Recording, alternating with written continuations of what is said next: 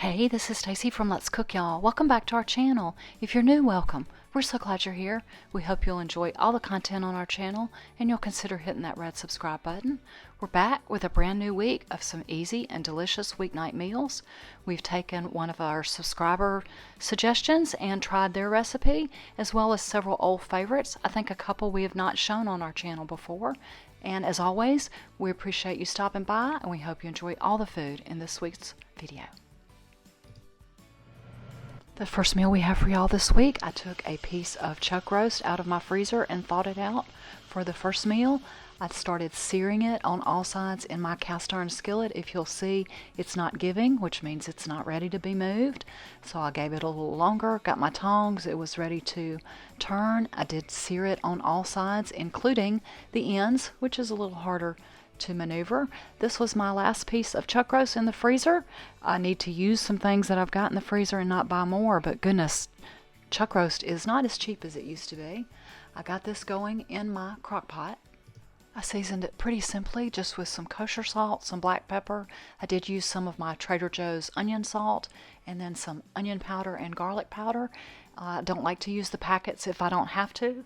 And then just flip it over and repeat the seasonings on the second side. Make sure everything is well seasoned before we pour in some beef broth. I just made up 2 cups from Better Than Bouillon refrigerated paste and boiling water. The best way I've found to clean my cast iron skillets is after they're hot, I run extremely hot water in them and let them set till they cool, and then I can basically wipe them out. No soap, no scrubbing. After cooking all day on low, about 8 or 9 hours, the meat was pretty much falling apart, which was what I wanted. I fished as much of it out as I could, and then I did want to use the broth since it had a lot of flavor in it, so I just put a colander over my little soup pot in my sink and got out the little bits of fat and meat that I wasn't able to get out with my tongs. I did go ahead and add some water to that. I wasn't quite sure how much I wanted to add. I didn't know how soupy versus how thick I wanted this to be. So about 4 cups of water total. Bring this to a boil. Then I'm going to try to cook these, I guess it's Essen House Amish egg noodles. I got these at Walmart. We'll cook them in the diluted broth from the crock pot.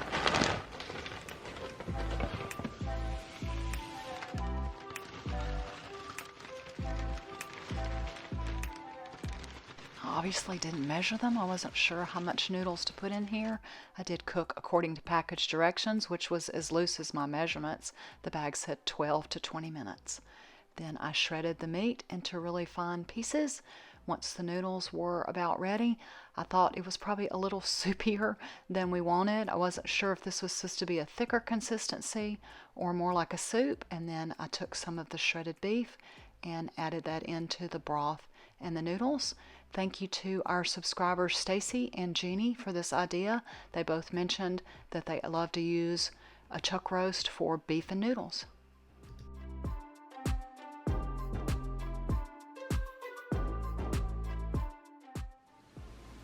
So we're trying something that's new to us. Apparently a lot of people eat this. It's not in regional to where we live, and so I honestly don't know if it's supposed to be soupy like a soup, or I was supposed to drain all the liquid, but I did some beef in the crock pot and then tossed it with some Amish noodles. I did not want to serve it over mashed potatoes and add another carb. I'm trying to ease up on the carbs. We have been carb loading since Thanksgiving, it feels like. Just did some canned green beans, put some Tony's Sacheries Creole seasoning on them. Trying to get back into salads, not feeling those much either, but just tossed a simple Caesar salad. And we will taste the beef and noodles and leave a comment. Just see if it's something we like, something new. Is what's for dinner today.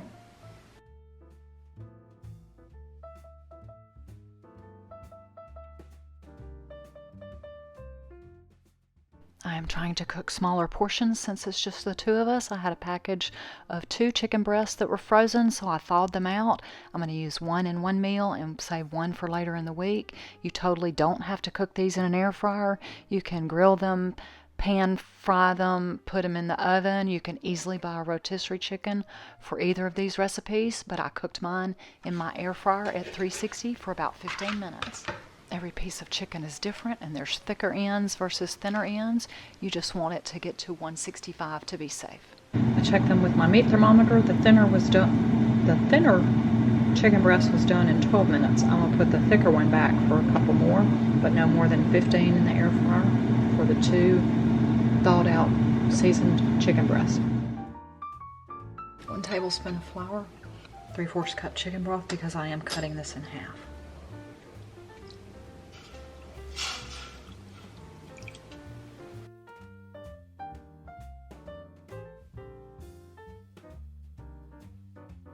Once this is mixed up, we will bring it to a boil and boil it for about 2 minutes. It's going to thicken and reduce, and then take it off the heat and we'll add the sour cream and the cheese.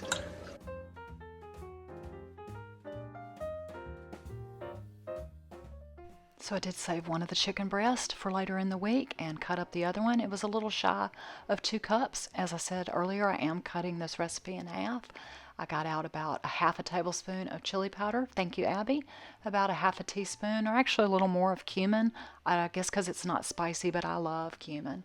And the original recipe, which I'll leave a link for, calls for garlic salt, but I used some onion salt and some garlic powder. And then you just combine all that meat and seasonings together. This is the filling we're going to use in some tortillas. My tortillas stay in the freezer. I buy a really big bag at Sam's and freeze them with a piece of parchment paper between each one. That way they don't stick together when they thaw out. I am cutting this in half, so I'm using a smaller container and rolling them all up. Cutting it in half, I think I ended up with about 4 enchiladas, which is more than enough for the 2 of us, especially since I always have a lot of sides. You could probably put some shredded cheese inside with the meat and seasoning. We are going to put some cheese on the top with the sauce. Then we will mix that sour cream sauce that we made on the stovetop. It's time to add the sour cream once it's cooled off a little. I don't ever like to add dairy when it's really hot so it won't curdle. And then we'll add some cheese, whatever kind you have. Cheddar, Monterey Jack, Colby Jack, any of it will work. Then we're going to spread this sauce over the top of the enchiladas. This one is really creamy and really good and not spicy at all. It actually came from a website that's kid friendly, so this one would be great for kids. We will bake these enchiladas at 350 for about 15 to 20 minutes. We just want everything warmed through and melted and bubbly. I knew I wanted to make a green salad to go with the enchiladas, so I needed to mix up a little ranch. I don't buy bottled ranch dressing. I keep this dry powdered ranch seasoning mix in my refrigerator, and actually every time I mix it up, I make a double batch because I use it so often. I left my camera running again this time, and once I got all the ingredients out, it took right at a minute to mix this up. I added some of the ranch seasoning mix, the dry mix, a little bit of mayonnaise, a little bit of yogurt, a little bit of milk. And this is all to taste. I don't even measure anymore. I just mix it up and taste as I go. To make it a Mexican ranch, we add some cumin and some lime juice. If you want it to be a dipping sauce, like for vegetables, you would just make it thicker, use less milk. If you want it thinner, more of a pourable salad dressing, you just simply add either more lime juice or more milk. It's all subject to your taste, but it's so easy to do, it takes like a minute. So the enchiladas are out of the oven and they look amazing. We sure are missing Mexican around here, so I'm making another favorite. These are some sour cream or white chicken enchiladas. I took some pinto beans and seasoned them up with cumin, garlic, taco seasoning, salt, pepper, something else. Made a quick salad of romaine, red onion, black olives, avocado. Made some homemade ranch and made it a little Tex-Mex-ish with cumin and lime juice. We will fix our plates. That's what's for dinner today.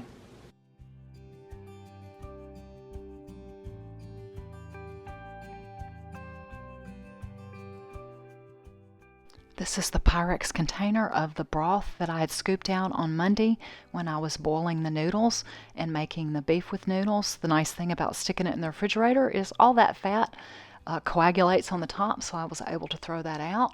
I put a little bit of cornstarch in a cup and then used some of the broth to make a slurry that's going to help thicken the broth once we get it going on the stove. So I started ladling some of the cold broth in there. Once the broth was heated up, I did add the cornstarch slurry and brought it to a boil over high heat. You do not have to add this, but I had this in my pantry, this Tony Chachere's brown gravy mix. I thought it would give the gravy a good flavor, as did a little dash or two of Worcestershire sauce. So I made a really thick gravy and then took some of that shredded or chipped beef and heated that up for tonight's dinner. Tim liked the beef with the noodles, but we're using the leftovers a couple ways. The first way he wanted it was with some of the gravy thickened up, the broth thickened up into gravy, over mashed potatoes with some green beans. That's what's for dinner today. Tim was so happy to have all this red meat, roast beef in the house. Me, I had avocado toast with a fried egg on top, so we were both happy.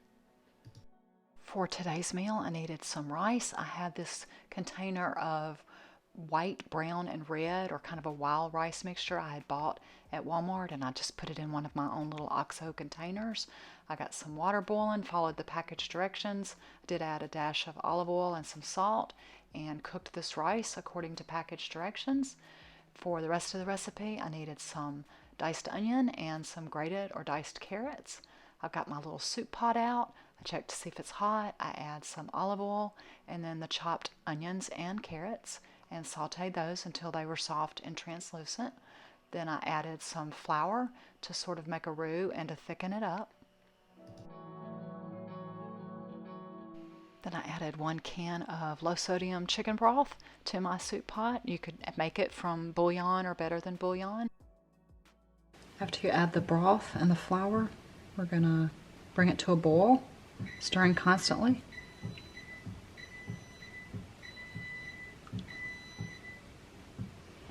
Stir it constantly and bring it to a boil, and then boil 1 minute before we add the rest of the ingredients.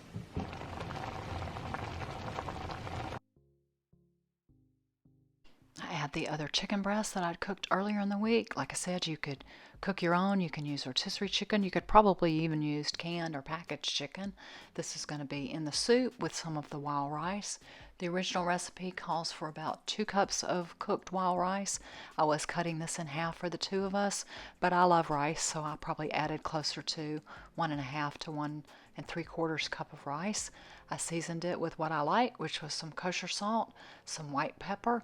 I pulled the Trader Joe's onion salt out again, and then because this is a chicken dish, I added some Mrs. Dash chicken seasoning and also some of this Trader Joe's mushroom umami seasoning that I have.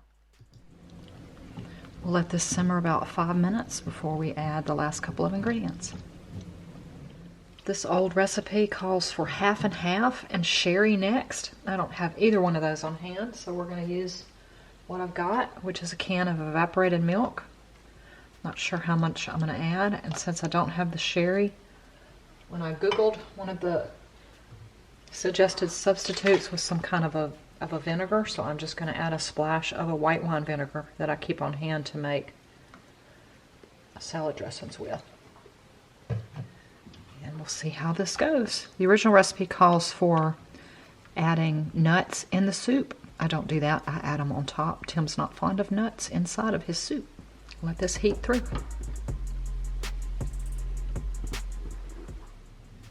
Dinner is served. We've got a creamy chicken and rice or wild rice soup. The chicken was already cooked. I did the rice earlier in the day and I timed it. This one took right at 30 minutes, including chopping time, so it's really quick.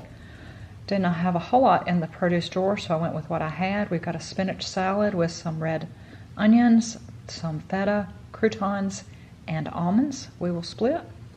Soup and salad is what's for dinner today. The soup was so good. It's always hit or miss with Tim because he's not a big rice fan, but he loved it too. He said I could make it again anytime. I looked in my notes. I've been making this soup since 2000, so for 21 years.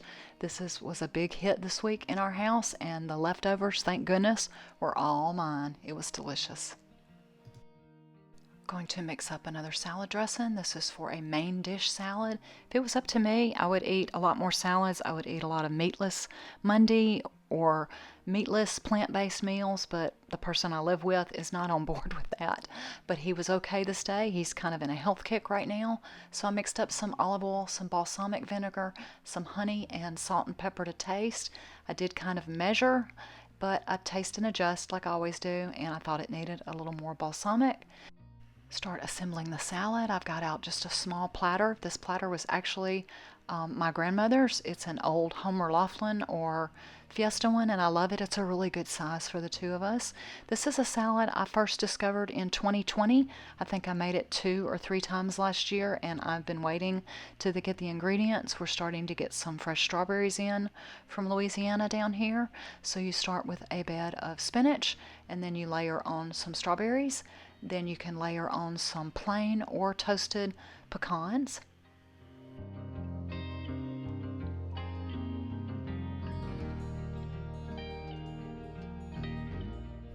Then you add some crumbled feta cheese. I do believe every time I made this last year, I made it as an accompaniment salad. I was a little concerned that Tim was not going to like this. He's not a fruit fan. He's not a fan of any citrus flavors, and he really doesn't like fruit on or in his salad, but he liked this one last year, and so I took a chance trying to go meatless, but this works great with grilled chicken, grilled pork chops, grilled fish as a side. We decided to go meatless on Fridays in Lent, and so I just simply fixed this large salad. I do love my carbs, so I fixed a piece of cheese toast on the side for us to split, and Tim refused to even eat that. He's on this weird health kick right now, and cutting his portions, he's doing a whole lot better than I am. So I ate the whole piece of cheese toast, and we split this beautiful spring strawberry spinach salad.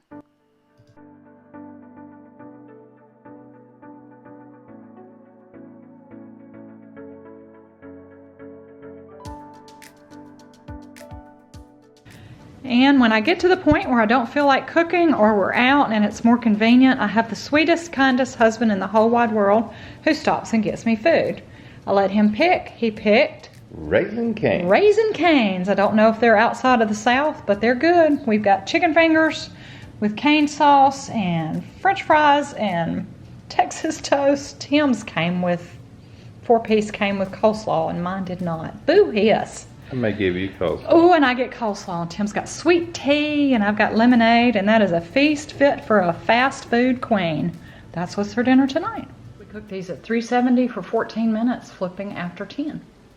Y'all, sometimes by the weekend I just really don't want to cook, so we picked up Raisin Cane's, and then I took a couple of the spicy chicken fillets out of a big bag from Sam's Club and cooked them in the air fryer, and we made sandwiches and had chips.